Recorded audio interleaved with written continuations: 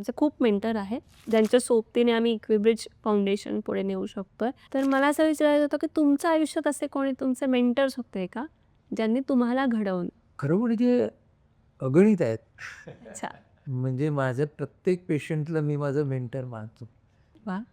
पण आपल्याला ज्या वयामध्ये आपलं संवर्धन जो करेल, अशा संवर्धकाची आपल्याला गरज असते. माझ्या आयुष्यातला सगळ्यात महत्त्वाचा कालखंड या संवर्धनाच्या बाजूने हा माझा मेडिकल कॉलेजचा होता. मग मेडिकल कॉलेजमध्ये MBBS आणि MD आणि नंतर नोकरी असं एक 10-11 वर्षाचा जो कालखंड त्याच्यामध्ये मला वाटतं मला खूप चांगले मेंटॉर मिळाले.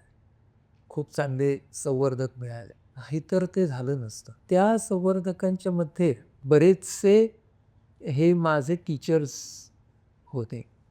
म्हणजे डॉक्टर रवी बापट, डॉक्टर श्रदिनी डावणकर, डॉक्टर विजय आसगावकर ही जी सगळी मंडळी होती, मेंटर्स होते, संवर्धक होते. त्यांनी त्यांचं शिकवण्याचं काम केलं. पण त्याच्या पलीकडे जाऊन त्यांनी नातं दिलं, बॉन्डिंग दिलं, मूल्य दिली. डॉक्टर म्हणून आपण काय करायचं असतं, काय करायचं नसतं, कसं वागायचं असतं, कसं वागायचं नसतं. या गोष्टी ह्या सगळ्या मेंटर्समुळे मिळाल्या मला. पण वैद्यकीय क्षेत्राच्या बाहेर जाऊनही खूप असे मला चांगले मेंटर मिळाले, ज्यांनी माझ्यातलं मी शोधायला मला मदत केली. म्हणजे साहित्याच्या क्षेत्रामध्ये असेल तर विद्याधर पुंडलिक म्हणून मोठे लेखक होते. ते मला संवर्धक म्हणून मिळाले. डॉक्टर अशोक रानडे हे मला कला क्षेत्रातले एक माझे मेंटर म्हणून मिळाले. विजय बोंद्रे हे माझे नाटक शिकवायचे सर. तर तुम्हाला ना जितके संवर्धक मिळतील, तितकं तुमच्या व्यक्तिमत्त्वाला खतपाणी मिळतं. पण मुळामध्ये संवर्धनाची प्रक्रिया म्हणजे मला जर स्वतःचं संवर्धन करायचं असेल, तर ती प्रक्रिया मी विशिष्ट माणसापुरती सुद्धा मर्यादित ठेवायचं कारण नाही. म्हणून मला असं वाटतं, की माझा ओपीडीतला प्रत्येक पेशंट हा माझा मेंटॉर आहे. मी जेव्हा तुम्हा दोघांशी गप्पा मारत होतो, तेव्हा तुम्ही माझे मेंटॉर. त्यामुळं ही शिकवण्याची प्रक्रिया असते नाही. तो हुद्दा नाही किंवा ते स्थान नाही किंवा तो शिक्का नाही. म्हणून प्रत्येक मेंटॉर हा मेंटीकडून शिकत असतो.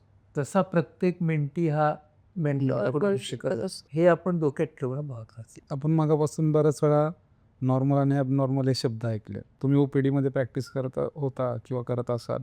तुम्हाला पण हे शब्द बऱ्याच वेळा ऐकू आले असतील. तुमच्या लेखी ह्या 2 शब्दांचा अर्थ काय? मानसिक आरोग्य क्षेत्रामध्ये काम करत असल्यामुळे ॲबनॉर्मलची जी प्रॅक्टिकल व्याख्या मी शिक्का किंवा जजमेंट या बाजूने म्हणत नाही. पण ती आम्ही करतो ना, ती डिस्ट्रेस याच्यावरती करतो.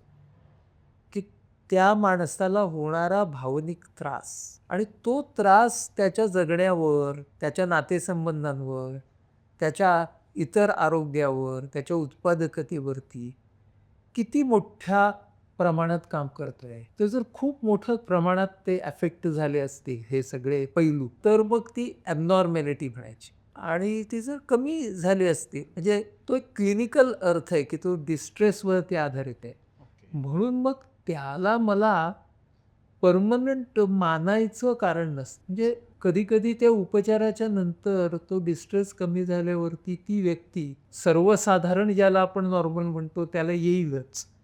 पण कदाचित ती स्वतःची जास्त छान प्रगतीसुद्धा करून देऊ शकेल. पण आता बऱ्याच वेळेला व्यवहारात असं होतं ना, की काही-काही आमचे पण मानसिक आजार असतात, की जे कायमचं एक ठसा त्या व्यक्तीच्या उत्पादकतेवर, व्यक्तिमत्त्वावरती ठेवून जातात. म्हणजे ज्याला आम्ही क्रॉनिक इलनेसेस असं म्हणतो. म्हणजेच काय, की त्याच्यामध्ये काही कमी राहते सर्वसाधारण इतरांच्या पेक्षा.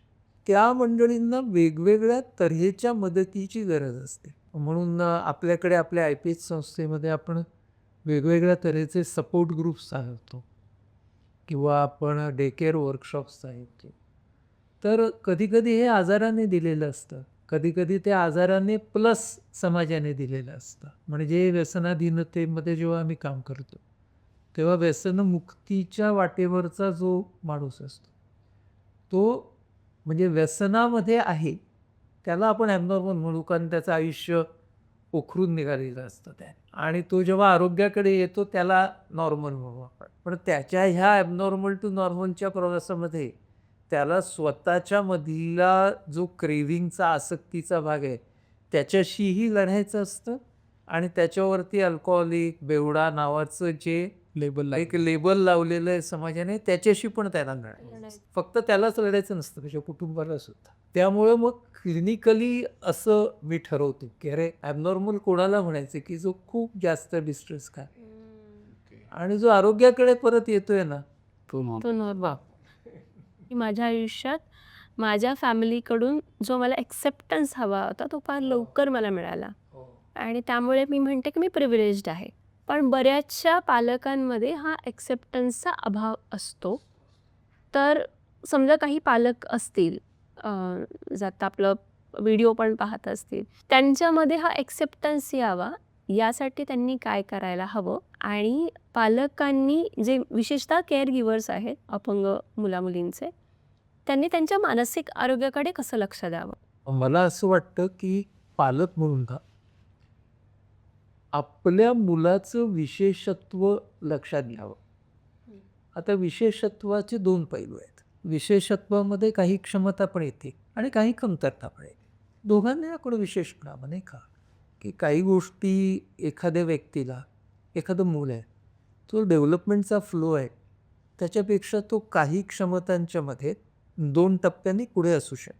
काही क्षमतांच्यामध्ये तो 2 टप्प्यांनी मागे असू शकतो. त्याला आपण आत्ता ह्या संदर्भात कमतरता म्हणू.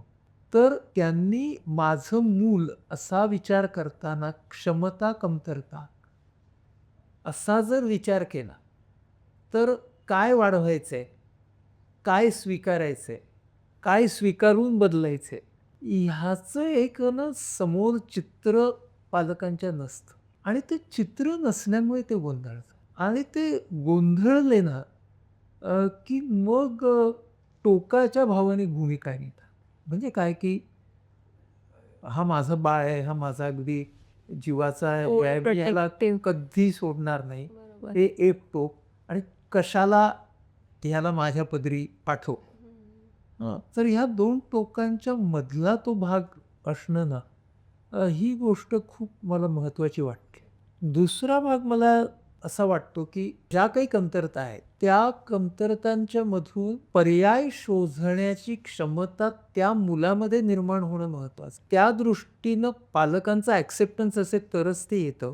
तो नसेल तर ते येत नाही. मला वयाच्या 17व्या वर्षापर्यंत दोन्ही पायांना कॅलिपर्स होते. त्यामुळे मला लहानपणी पोलिओ झाल्यामुळे मी ते अपंगत्व व्यक्ती म्हणून सुद्धा अनुभवलेलं आहे, किंवा त्याचे तू सांगितलेले सगळे कडूगोड भागसुद्धा अनुभवले. पण माझ्या आईवडिलांनी मला त्यावेळेला हे सांगितलं की आपल्याकडे काय आहे आणि ते आपण सगळ्यात जास्त कसे वापरू. म्हणजे माझ्या कॅलिपर्समुळे मला कधीच खेळायला मिळालं नाही. पण मी शाळेत असताना जवळजवळ 7 खेळांच्या कॉमेंट्री करायला शिकलो, आणि तो कॉमेंट्रीज केल्यामुळे मग आमच्या शाळेत कुठल्याही शाळेचा क्रीडा महोत्सव माझ्याशिवाय झाला नाही. हे श्रेय जे आहे ना ते आईवडिलांचं आहे. त्याच वेळेला त्या मुलाला आपल्याला जितकं देता येईल तितकं एक्सपोजर देता येईल. म्हणजे माझे आईवडीलही मध्यम वर्गातलेच होते, पण त्यांनी मला वाचनासारख्या छंदाकडे हे जास्त प्रवृत्त केलं की तुला हे करता येणं शक्य आहे. तुझ्या हालचालींवरती मर्यादा आहे, पण तुला बुद्धी आहे तर ती तू कसं वापर. त्यामुळे ही गोष्ट ही केली पाहिजे. आणि ना सगळे लोक आपल्याला जे उपचारांच्या बाबतीत सांगतात ते सगळे गुळविलने सांगतात, पण ते जे सांगतात ते सगळं वैज्ञानिक असेल असं नाही. असं नाही. म्हणून माझं आईवडिलांना नेहमी सांगणं असतं की जे उपचार असतील ते विज्ञाननिष्ठ आहेत हे तुम्ही पहा. हां, तुम्हाला कोणी सांगितलं ना की अमुक एक काय नमस्कार करा, ठीक आहे, करून या. पण ज्या गोष्टी वैज्ञानिक निकषांवरती नाही आहे, तिथं तुम्ही ना आधार म्हणून पाहू शकता, पण उपचार म्हणून पाहू नका. आधार प्रत्येकाला हवा असतो. त्यामुळे आपण तो आधार नाकारणार नाही, किंवा मला त्या देवाच्या मंदिरात गेल्यावरती खूप छान वाटलं, जाऊन बसा. पण लक्षात ठेवा की हा उपचार नाही, हा आधार आहे. म्हणजे आपल्याला त्या पालकांवरती सुद्धा खूप हार्श होण्यामध्ये हे नसतं ना. त्यांच्या विकल मुवमेंट्स असतात, त्यावेळेला त्यांना कोणाचा तरी आधार असतो. मग माझ्याही आईने म्हटलेली स्तोत्र मला अजून आठवतातच आहे. पण तो आधार आहे, तो उपचार. ह्या गोष्टी डोक्यात ठेवल्या पाहिजेत आणि जास्तीत जास्त शास्त्रशुद्ध जे वैज्ञानिक उपचार आहेत, त्यांची कास आपण धरावी. मला असं वाईट वाटलं, लो फील झालं. थोडंसं हलका-फुलका प्रश्न आहे. तर एकतर मी झोपून जाते, नाहीतर मी खूप गोड खाते. तर मला तुम्हाला विचारायचं आहे, तुम्ही चॉकलेट खाता का? हो. खातो आणि त्याच्यापेक्षा जास्त देतो. वा, माझे चॉकलेट कुठे? तर त्यासाठी तुला माझ्या ओपीडीत यावं लागेल. कारण माझ्या ओपीडीमध्ये चॉकलेटचा डबाच असतो आणि माझ्याकडे येणाऱ्या प्रत्येक छोट्या मुलाला चॉकलेट मिळतं. वाव. हां. काय असतं ना, एकतर डॉक्टरची प्रतिमा या पालक लोकांनी फारच बिघडून टाकलेली असते. हा इंजेक्शन देणार, कडू हे देणार. त्याच्यात आम्ही लोकं तर म्हणजे आम्ही नेमके काय करणार आहे कोणालाच माहीत नाही. भावनिक आरोग्याच्या क्षेत्रामध्ये असल्यामुळे ते पोरगं बिचारं असंच आलेलं असतं समोरनं. त्याला एक आपलं छान चॉकलेट दिलं ना, त्याचं आपलं जमतं. माझ्याकडे येणारी अशी खूप मुलं आहेत, की ज्यांना आता मुलं झाली. बरं. हां. त्यांच्या मुलाच्या काहीतरी कारणासाठी येतात, पण ते चॉकलेट ओसत हां. कारण ती सवय लागलेली आहे. त्यामुळे मग माझं चॉकलेट कुठे? आणि तुला गंमत सांगतो बरं का, की आता आपला विषय दिव्यांग किंवा डिसॅबिलिटीज म्हणून ते माझ्याकडे ओपीडीमध्ये वेगवेगळ्या डिसॅबिलिटीजची मुलं आहेत. चॉकलेट सगळ्यांना हवं असतं. म्हणजे ना, अगदी ज्याला आपण मेंटली सबनॉर्मल म्हणू, तसा असतो. त्याला ना स्वमग्नता ऑटिस्टिक स्पेक्ट्रमवरती असतो. असा सगळा असतो.